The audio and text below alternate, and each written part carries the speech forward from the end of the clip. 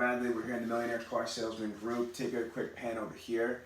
Okay, we've got a mini director immersion. We got 4 of our clients here from Pennsylvania, North Carolina. We also have, where else we got? Georgia and say again? Illinois. All right, so we got 4 different states, plus we're sitting here in Jersey. So we're gonna go through really quick, and LA talked about this, but I wanna do this for this video. So on 3, 2, all right, the top 10 reasons why BDCs fail. Reason number 1, they're not mapped out correctly, guys, okay? Which means there's no roadmap, there's no blueprint, there's no cohesive business model. Let me explain this right now, okay? Most dealerships are upside down. They put all of their money and their resources with the showroom. The NADA profile says that there's 10 salespeople, 2 sales managers, GM, GSM, F&I. That's the NADA profile. But yet, the average dealership has maybe 1 to 2 BDC reps or internet reps to handle 5 to 10 times the amount of traffic and resources. So if the department is not mapped out correctly, with the right amount of people, the right amount of leads, the right CRM, the right integration of appointment setters versus showroom salespeople versus managers. If the business model's not there, that's like trying to cook without a recipe. You might be able to get it right, but you might have a lot of a mess in the kitchen. You might waste a lot of ingredients. Do you see what I'm saying? Okay, so that's that's one of the reasons. The next is dealers doing too many things at one time. Let me say this right here, okay? BDC is the most degraded acronym in the entire automotive industry because it is like the jack of all trades and the master of none. Here's what dealers do. In the BDC, typically, they're like, I got a call center, I got a bunch of people, mostly a bunch of females. We're gonna stick them in a room, a call center, and we're gonna make them do everything. The problem with that, it's stupid. It doesn't work, okay? I'm sorry. You might be the anomaly. You might be the one dealer that has the ability to do everything great, but most dealers don't. Here's why. They're doing internet sales. They're doing phone sales. They're doing unsold showroom traffic. They're doing data mining. They're doing equity mining. They're doing CSI. They're doing service. They're doing acquisition. They're doing special finance. They're doing cross-promotional marketing. They're doing GM hand raisers. They're doing fleet. Oh my gosh, did you guys hear what I just said? There's so many things. We have an F&I manager here, Antonio, that has 17 years experience. Right or wrong, a credit customer is completely different than a new or used car buyer. True or false? That's true. Okay, so now follow my logic here. How am I gonna have a special finance department when special finance lead handling should be completely different than a new or used car? So yeah, I'm not saying that people are stupid, they can't necessarily handle it, but why would you? Why would you have a new hire, okay? And now I'm the special finance lead person. Now I'm the unsold showroom traffic lead person. Now I'm the data mining lead person. Now I'm the service lead person. Oh, now I'm not trying to sell cars. I'm trying to buy your car. I'm the acquisition person. These are all different word tracks. Outbound process, inbound process, phone call process, email process, voicemail process, social media process, text message process. There's too much going on. Stop the madness and first focus on foundational roots. What's the most important aspect? Dr. Covey says from the 7 habits of highly effective people, the 3rd habit is put first things first.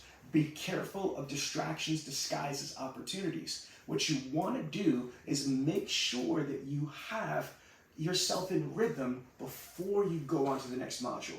Whenever we build BDCs, we start with the internet and phone department because those are the foundations. Those are the mighty redwood tree roots, and the pillars of a full-blown successful BDC. You start with internet and phone department. With that, you could do massive impact, a gargantuan net lift, and then after 30, 60 days, add another module. Whether it's service BDC, whether it's acquisition, it's special finance, it's data mining, it's equity mining, it's unsold showroom traffic, you figure out what the next module is. Ramp that up for 30, 60 days, and then the next module, and then the next module. See, a BDC needs to be matriculated in, and it needs to kind of, strategically be implemented in segments. Does that make sense, team? Yes. Okay, good. Okay, the 3rd reason is You're looking for love in all the wrong places. You got the wrong people in the BDC, yeah. Okay? You have the wrong people. I say this all the time. For whatever reason, dealers treat the BDC like it's the bastard department of the dealership. They put a manager in there. Usually they do it incorrectly. Not always, because I got a couple people in my class right here that are high level. We got a gentleman at 17 years automotive F&I director. We got somebody, how many years you got? 25. 25 years GSM, and now these are internet directors, as it should be. Because if you want massive results, can I just say something to you, Jenna? Think about this. Jenna, you're from Bob Ruth Ford. You just sold 185 cars out of your internet department at a single point Ford dealership last month, true? True. Okay, and 85 you did completely virtual, true? True. Okay, well check this out. You know what's interesting about the Bob Ruth Ford situation is that they didn't start out that way. Do you understand what I'm saying?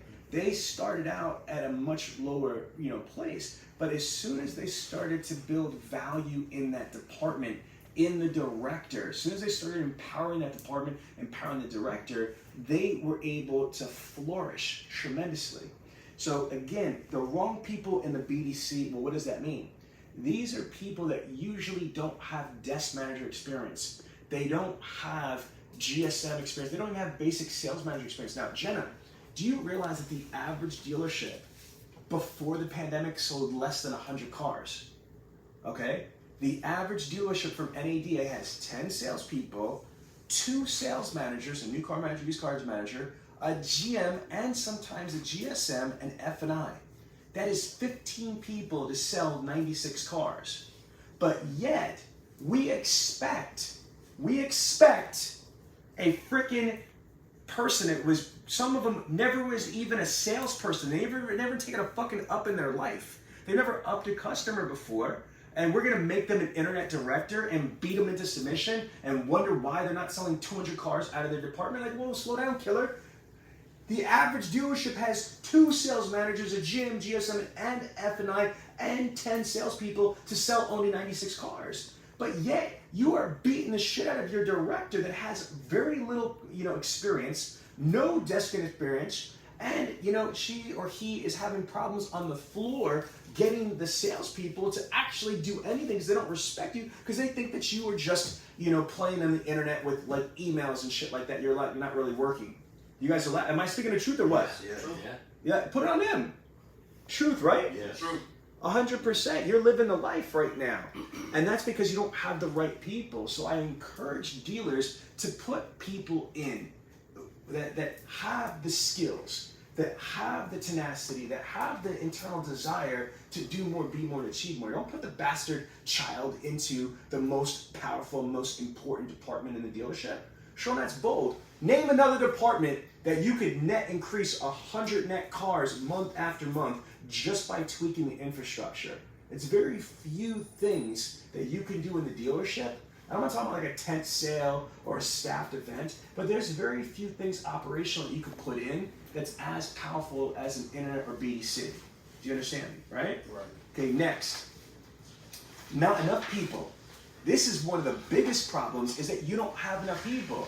Like I laugh at this shit sometimes because these dealers are crazy. I love you, but you're crazy. What do you mean by that? You've got, Jenna, how many? 1,600 fresh leads. You have 2,000 carryover leads. She's got almost 4,000 opportunities. And, some dealers that have 4,000 opportunities might have 4 reps. You know what I mean? Like, where are you going with that? Like, you're burning through ups. Do you understand it's mathematics? Let me just break something down to you. Watch this. Jenna, how many carryover leads did you have last month? At least 2,000. Roughly about 11. 1,100? Yeah. Okay, so she had 1,100 carryover leads on the camera. So she had 1,100 carryover leads. That means on July 1st, she had 1,100 leads that were 60 or 90 days old. Yes. 60, right? Mm-hmm. Okay, so she had 1,100 leads on July 1st that were that 60 days or less old. Then in the month of July, she's gonna get 1,600. So 1,600 plus 1,100 is what? 2,600. 2,700. So 2,700, right? So if you've got 2,700 leads, here's where it gets kicked in the stomach area, right? Is how many reps? If you had 5 reps, right? 5 reps, and your people made 120 calls. 5 times 120 is what? It's only 600 calls a day. But wait a minute. If you've got 2,700 active leads in your system, but you're only making 600 calls a day, that's like my short ass trying to reach the top shelf. You know what I mean? I'm trying to reach the shelf. I'm trying to reach the damn shelf. But God only gave me 5.5, yo. You see what I'm saying? That's all I got. Right. Doesn't matter what type of positive attitude I had trying to reach for that shelf, right? Doesn't matter how much I lean up as hard as I can. It don't matter. It's physics. It don't matter if she's got the best 5 people. They're only making 600 calls. So let's do the math. 2,700 divided by 600. That means it's going to take her department 4.5 days, which is 1 full business week, just to attempt to contact her people on the phone one time. One time. That's it. So do you see that not having the right amount of people is system critical?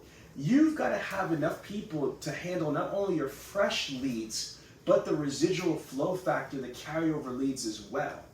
Let's go to the next one. Number 5, BDC not in sync with the other departments. I'm not saying it's as bad as like Compton with the Bloods and Crips, but it gets pretty bad. Yeah, I mean, between the showroom and the internet, Jenna, you're shaking your head yes, right? Yeah. Am I preaching to the choir? You are. Okay, so let's talk about this. Come here, give me this. So let's talk about this right here, guys. So tell me, like, what are some of the conflicts, Jenna, that you've heard of? Maybe not at your store, but just in general. What type of conflicts do you have with the internet department and with the showroom, for example? Salespeople not starting leads correctly, not making notes, not logging out of showroom visits. I mean, I can keep going. Yo, keep going. Keep going. Keep going. The trades, not even reading our notes to follow up correctly, not even putting their names on the leads themselves, not reaching out to our, lead process standards. Now, what does that do to you and your department? You sold how many cars last month off the internet? 185. Okay, you sold 185 cars at Bob Ruth Ford. So, like, you have a very serious department. And so when salespeople are running amok, how much does that hurt your department? It does, and it slows us down. Like, we have to make 120 calls a day, but it slows us down because now we have to get up and they come tell me, we go find the salesperson. We can't find the salesperson, so then we have to go to their team leader and try to find out what happened because they didn't close your showroom visit or they talked to the person and talk to customer. Well, that's great. What'd you talk about? Right. Okay, so now let's go, Keith. What do you see? What do you see the conflicts between the showroom and the internet department? What do you see? Exactly what she said. Not utilizing the CRM. Most salespeople do not know how to use a CRM whatsoever. They don't put notes in the system. They don't start the showroom visits. They don't look at our notes that we're putting in the system when we're setting the appointment, so they know how to continue that conversation with the customer when they come in. Multiple different avenues. Now watch this, okay? Because you're my people. You guys obviously know that. Like, I'm an internet director and I'm about this life. But like, you my people, right? We're cool? So, but now I'm going to give you the different perspective. I'm on your side. But you know what the salespeople are going to say? These BDC reps are evil. They're telling people these cars are here and they're not here. How many times have I heard that shit before? Like the prospect comes in. What? What do you mean? Jenna said what? She said what? That car ain't here. Jenna, why would you say the car's here? And it's crazy. The showroom has their own paradigm that they feel that the BDC is messing things up. Salespeople will call the customer to let them know, hey, I just want to let you know that BDC agent that spoke with you on the phone, that car's not here. Yeah. So I don't know if you still want to come in. And so it's mind blowing. But you see this like we joke a little bit, but this is real serious shit. I mean, this happens all the time. That there is a big disconnect between the showroom and the internet department. There's a disconnect, and here's why, in my opinion. Usually, when there's training for internet or BDC, the showroom's not involved. So if the showroom is not involved to go through, I know at the dealer synergy level, we have a lot of training. I mean, I think that the BDC is more trained than the showroom salespeople for our clients sometimes. Right. You know, like, honestly, we have outbound phone call process, inbound phone call process, objections, rebuttals, value package propositions. I mean, there's so much more transparency with the BDC because you're in the CRM everything's right there and all eyes are on the BDC. How many appointments you got? How many appointments you got? Who's coming in today? What's going on? You know what I mean? Like that type of stuff.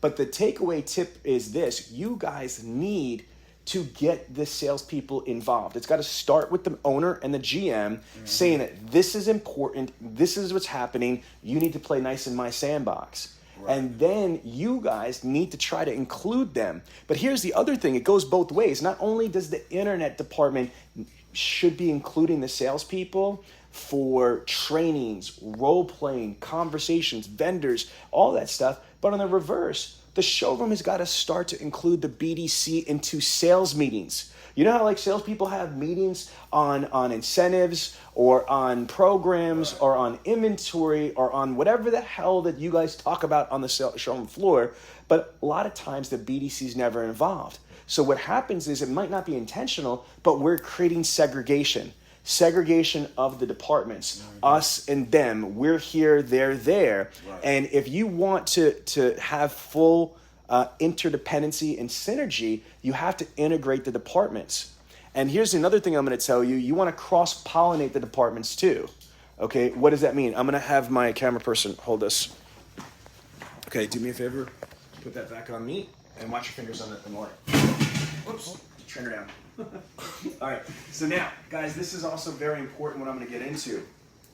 Cross-pollination of the departments. In the dealer synergy departments, we build hybrids. We have point guards, which are salespeople that work in the BDC, right? So what I want to do, Jenna, is if I'm a director, I'm always looking at BDC reps or internet coordinators for promotion. You want to promote your BDC reps into being point guards. Freaking think about it. It's not hard selling cars anymore, not with the freaking inventory problem. You see what I'm saying? And generally, when you're doing 85 out of your 185 deals that are virtual, the entire deal is done virtually through Zoom before they ever step into the dealership. If you think about this, like it's not hard to train a very good BDC rep to just becoming a product specialist. It's a lot easier to find a BDC rep than it is to find a car salesperson. It is a lot easier to train a BDC rep than it is to train a car salesman. So the idea is you can incubate these BDC reps in this department to become the best internet sales consultants. And think about it, if you're a good BDC rep, you can appreciate the department, respect the department because you were a BDC rep for months or years or whatever before you crossed over to being a internet sales consultant or a hybrid sales consultant or a point guard sales consultant. Does that make sense, guys? Yeah.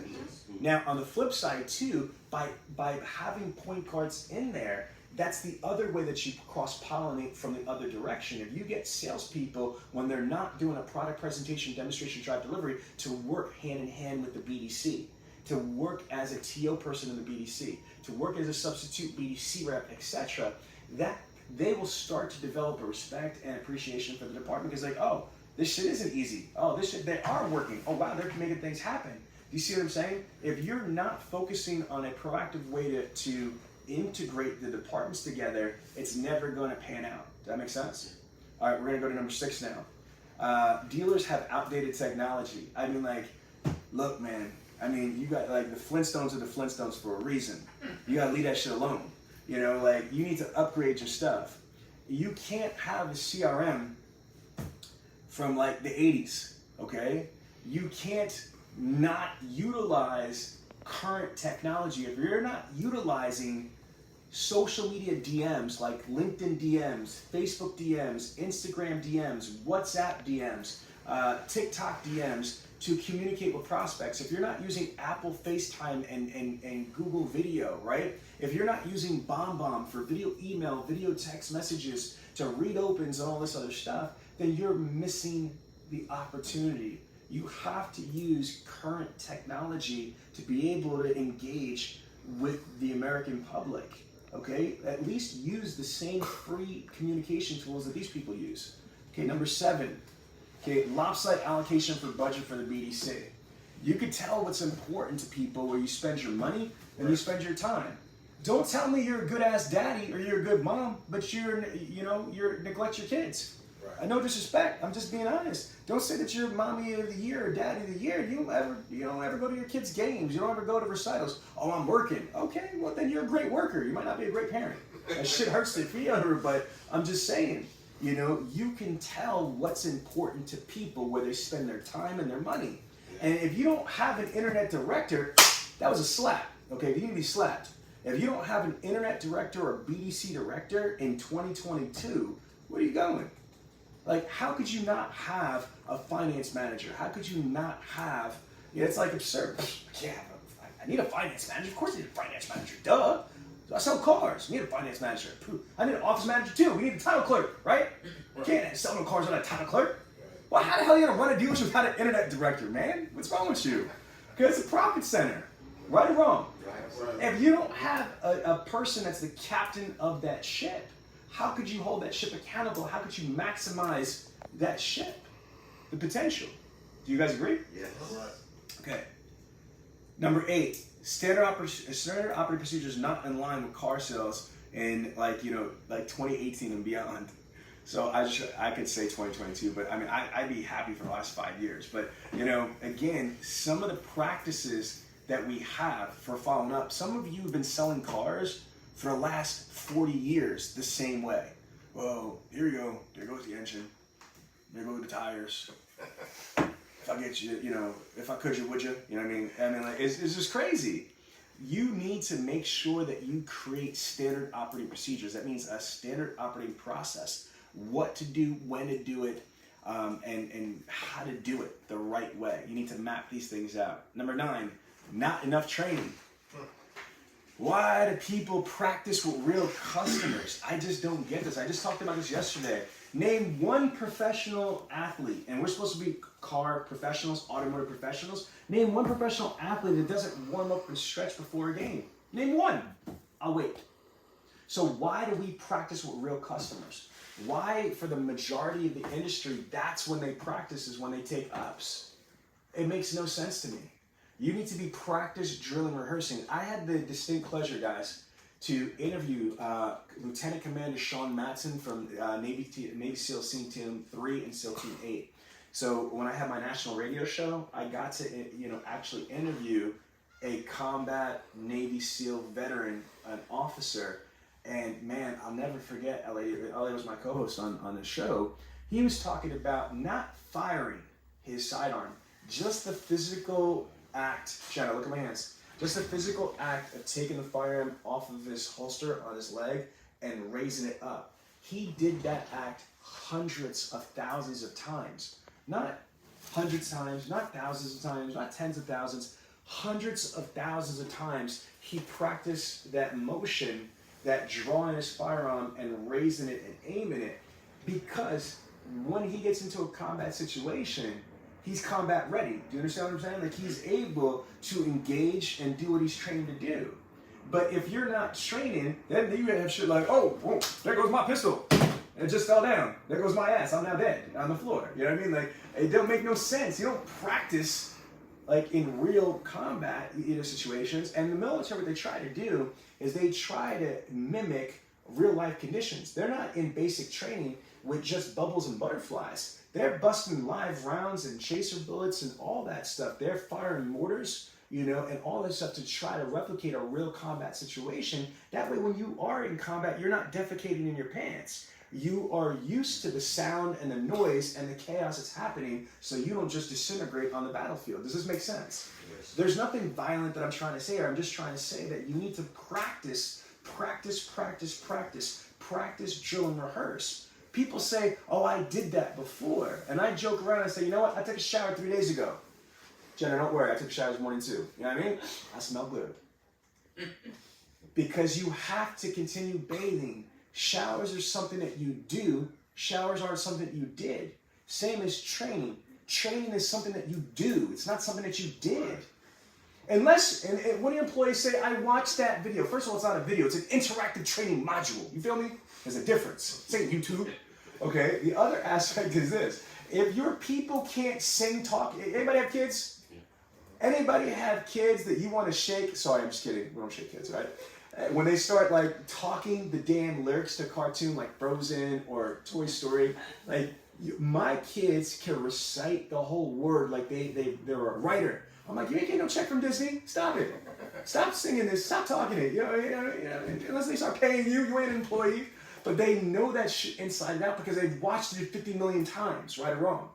Until your people are watching or consuming the training 50 million times to the point where they've internalized it, they can regurgitate it and they can personalize it and make it their own, and they don't know it. They need to do it more. How much more? More! Get them to sing this. I like it. I love it. I want more of it. I like it. I love it. I want more of it. Shit, I'm dead serious. You think I'm playing? You need to constantly practice, drill, and rehearse. I don't know why we just stopped training. I don't get this. Especially now when you're able to make these salespeople. I got Hyundai people in Iowa. No offense, that's not a shot. I'm from New York though, but it's a big difference from New York and Iowa, right? I got Hyundai salespeople making $1,000 commissions on cars right now. Are you kidding me? My nephew, 19 years old, went from making $12 an hour at the bank to making $12,000 in a month. When you're making lawyer money, doctor money, brain surgeon money, astronaut money, and that's what we're making now in the automotive industry. Oh, Sean, you crazy. No, Google that shit. I'm dead serious. We're making that type of money right now. That we deserve, our clients, our prospects deserve that we need to be polished, professional, and give them an incredible experience. We have to out-experience our competition. Now, number 10 is not the right training. Not only are you people not training enough, you're not training the right way. What does that mean? Let's go through it. We want people to do videos, but nobody's training them on how to use videos. Like, what's wrong with this picture? I want you to be a lifeguard, but I ain't gonna teach you how to swim. You need to figure that shit out in the water. Get your floaties, let's go. That's how it is. You're right or wrong, people. That's what it's like at a dealership. It's like, we want you to swim, but I ain't giving you swim lessons. But you better float. You know what I mean? Doesn't it sound absurd coming out of my mouth? But that's what you people do. Like, if we want people, like, to do certain activities, like we want them to do video emails, video text messages, okay, then you need to practice, drill, and rehearse that stuff. You want them to leave great voicemail messages? Well, when do you practice and drilling voicemail messages? How do you practice and drill voicemail messages? Simple. Take out your damn smartphone and use the voice recorder and leave a voicemail message. And then play it back and listen to it. Managers, internet directors, why don't you have a voicemail contest? Instead of all the dumbass money that you waste, go to your people and say, you know what? I want you to send me 2 voicemails, each day. And at the end of the week, I'm going to pick the best voicemail up and I'm going to give that person $50. That's kind of fun. Okay? And now you're getting them in their own privacy to be able to create a voicemail. Does this make sense? Yes. Get them to do the activities that you want them to do in real life. Practice and train that stuff. What else is important? Being able to use the website as a PowerPoint presentation. Like I always train my internet teams when I was the internet director. Your website should be used like a PowerPoint presentation. You don't need a PowerPoint. Just take them to your website. If you know your website inside and out, but if you are not training your website, if you're people, Jen, honestly, quick question for you. When was the last time that you trained your team on BobRoot4.com? When we got the new one. Okay, how long ago was that? A couple months ago. Okay, but even a couple months ago, you see what I'm saying? Again, and before you got the new one, honestly, how long was it since then? Unless you were a new hire. There you go. And so you think about this. And that's all I want you to do is think about it. Thank you for being honest there. Is that if you want your people to be good at creating videos, then you need to practice, drill videos. If you want them to be good at leaving voice messages, practice, drill voice messages. If you want them to, be good at objections and rebuttals, then practice. I'll give you an easier one. Okay, my GSM here, right? Okay, you know how many times sales managers say, work the service drive, work the service drive, work the service drive, work the service drive, work the service drive, work the service drive, work the service drive. But you know what they don't do? They don't teach you how to work the service drive. Right. They don't tell you what to say. Right. Because they don't know sometimes. I'm not trying to put you on blast, you know what I mean? But that's the truth. Is that because if I'm a manager and I want people to work my goddamn service drive, I'm going to do more than just tell you work the service drive. I'm going to teach you what to do. I'm going to show you what to do. I'm going to tell you what to say. I might even do that shit for you and let you watch me do it myself. And then I will expect you to be able to do it. But how could you expect somebody to work the service drive if you don't? Here's another one. Here's an easy one. Referrals. Yo, you got referrals? How many referrals you got? One. Okay, how do you generate referrals? Well, everybody sell a car, ask them to refer me person. Okay, that's another slap. That's one of the most basic ways to do it. That's the lazy way to do it. I'm gonna post a video here. I just upped the waitress last night and turned her into a referral agent for my daughter at RK Subaru, Clean and Bradley. Okay, and you watch exactly what I said. Guys, did I not up the waitress last night? Yeah, Yeah, you did. Okay. She seemed excited, right or wrong? Yes, very excited. So my point being is that you need to train people with the right information of this century. Digital retailing, acquisition, right? Your value package proposition, how to articulate what is different and better about you than anybody else. These are important things. Now, I want to say this, and I want to remind you from yesterday. You have training. There's skill training. But then there's personal development, which is completely separate. Then there's professional development, which is completely different. And then there's team building. Let me repeat. You've got training, you got personal development, you got professional development, and you got team building. So those are all different categories. You are managers. You need to be able to really train your people. Now, watch this. I'm going to give you one bonus one. So these are the top 10 reasons why dealerships fail. Okay, now those are the top 10. So this is close. Like we did this section. I'm going to give you some bonus content real quick, guys. You ready? I'm going to count into a module here. Joe? Yep. So on 3, 2. Okay, so what I want to do is focus a little tactic on management. Okay, what I used to do when I was a manager is I would audit my team. Okay, and so I wouldn't put it in CRM like Jenny, you have Vin Solutions. I wouldn't put it in Vin Solutions. I might talk to your dealer and I might actually get my own personal CRM like Salesforce or Zoho. It might cost you like $20 a month or something like that. Or you could do the ATS, the applicant tracking profile system, but you want to be able to create this somewhere. Here's this. This is some gangster shit right here. You ready? Okay, cut that out of the main module. Let's pick it up again. Okay, so what I want to be able to do is I want to teach you a strategy how to manage your people. So as a director, let's pretend and pan the room. Let's pretend that everybody in here is my department. So I got 1, 2, 3, 4, 5, 6, 7. I got 7 people in my department. You, 1, 2, 3, 4, 5 are my coordinators, and you 2 are my point guards, my salespeople in there. So here we're gonna have. So if I'm the director, here's what I want to do: is I want to create an employee profile of each and every one of my employees. Okay, so I'm gonna create one for Antonio, and what am I gonna do? I'm gonna benchmark that person. I want to know what Antonio's, not just his resume, but if he worked in a BDC before, on the floor before, I want to know what his benchmarks are. I want to know what his averages are. What if he's in a BDC, how many appointments is he, how many outbound calls does he make per day, per week, per month, how many appointments per day, per week, per month, how many shows per day, per week, per month, how many sales per day, per week, per month. I'm going to talk about his strengths, his weaknesses. I'm going to benchmark all that stuff, right? I'm going to do that with each one of my employees. Why? Because as I do a one-on-one with those my employees, I have somewhere I'm starting from. Do you understand what I'm saying? I've got a benchmark, but if you guys don't take the common sense to just benchmark where they're at, how are you going to start giving them strategic advice? Right. Here's what you want to do: is you want to now, when you benchmark them, those are just professional things, right? But I also want you to do a SWOT assessment on them. A SWOT assessment is strengths, weaknesses, opportunities, and threats. And threats means challenges. So for example, I would basically go to Antonio and and as I'm talking to him and I'm interviewing him and I'm engaging with him, I'm managing him, I'm training him, you know, as I get to know him, I am starting to bullet point what Antonio's strengths are. Whether those are character strengths, those are skill strengths in the department, whether he's good with used cars and trucks, whether he's good with, you know, a certain type of customer or whatever it is. Does that make sense? Yeah. I'm also going to identify all of his weaknesses. And then based on his strengths and weaknesses in my dealership and my department, I'm going to list all of his opportunities.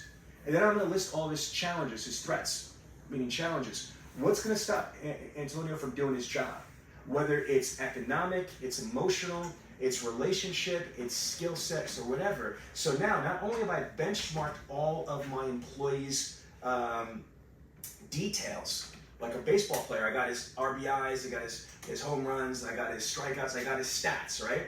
But then I got his SWOT assessment. Here's something else that I'm gonna do. I'm gonna survey my employees. Okay, why would I do that? I'm gonna survey my employees because I wanna find out certain things. For example, I might say privately, Antonio, I wanna best support you as a manager and help you unlock your maximum potential. But to do that, I just need to ask you a couple personal questions. Is that okay? Yes. Okay, so I'm only asking this so I can serve you better as your manager.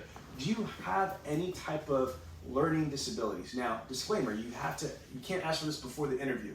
It's illegal, right? But after they're hired, you're not looking at this to disqualify them, but follow me. If somebody's got dyslexia, making them read a bunch of shit is not the smartest thing, right, managers? Yeah, right. You understand what I'm saying, right? Okay, now not only that, is that they might have other issues. Certain people, now this is deep, okay, this is real stuff right here. There's different mind patterns that people learn and comprehend information.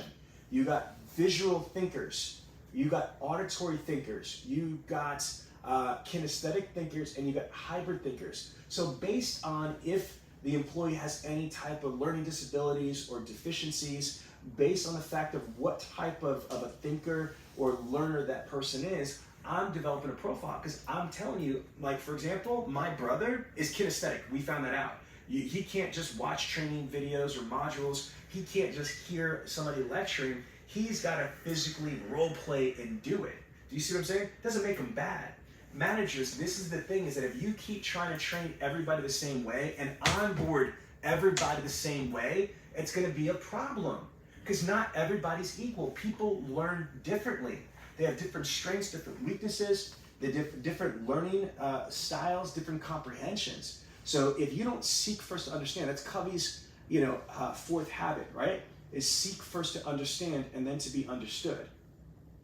5, I did that one. It's the 5th habit. 4 is think win-win. Thank you, all that.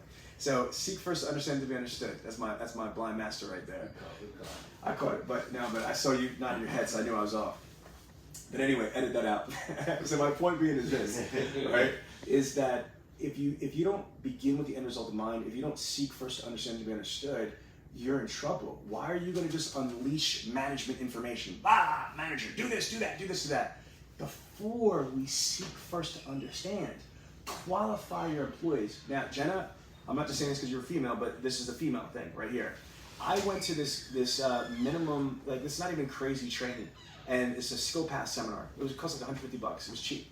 But I learned such an important lesson, Antonio, is that this was a female instructor. She told a story of when she was a manager. She was trying to do something nice for one of her female employees. She got her flowers. She thought that'd be like nice. Oh, right? Jenna, that sounds nice, right? Except she put the flowers on the person's desk, and the person put the flowers at the edge of the desk, and she moved to the other side of the desk. The manager was offended. She goes to the lady, we'll call her Margaret. Margaret, you don't like the flowers? And Margaret goes, no, they're nice, I'm allergic. Do you see? So, that's because the manager never asked the right qualifying questions. Because something is nice for you or something that's valuable to you does not mean it's nice or valuable to your employees. Seek first to understand and then to be understood. Let me give you an example. I would ask all my employees 2 questions. Okay, here's the question, Jenna. If I was going to do something really big for you, like if you did something amazing, what would you like? Would you like, let's say a couple days paid off? Would you like for me, because of my connections that I own a dealership, that I get you a limousine and then have you and your date, go to an Eagles game in a limo on me? Would you like for me to send you and your family to Great Adventure for the day? You know what I mean? And so what it does is it shows you what's important to the employee. What are their likes? What are their interests? What's important so I can motivate them? And I asked the other question, Jenna, if I was going to give you a gift card, what kind of gift card would that be other than like a MasterCard or Visa? Like you had to pick one. Would you like a coffee card, a gas card, a gamer card, or whatever? Why? Because I'm also getting the psyche, the mindset, what's important, what do they like. Now I have two big things I can leverage as a manager for rewards, right? I could leverage little like Wawa gift cards. Now I know that's gonna resonate with her. Or it might be the Eagles game or something like that. Does that make sense? So the more that you're able to qualify your employees, develop an employee profile, you could serve them better. You could manage them better. Because let me give you the definition of a manager for me, a car manager, right? To me, a manager is a person that is directly responsible of providing their team all of the resources they're going to need to be successful. I'll repeat that. A manager is a person that is responsible for identifying every resource that their team member needs to be successful. Simultaneously, identifying every single obstacle that they're gonna encounter and help them obliterate that obstacle. So I know that's a big definition, but let me repeat that. A manager to me is somebody that is directly responsible of providing every resource for their employee to be successful, simultaneously identifying every obstacle that might happen that's going to impede their path, and surgically remove that obstacle for them or with them.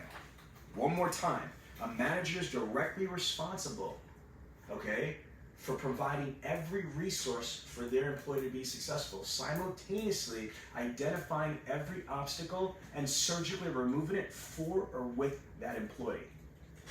Cut the tape.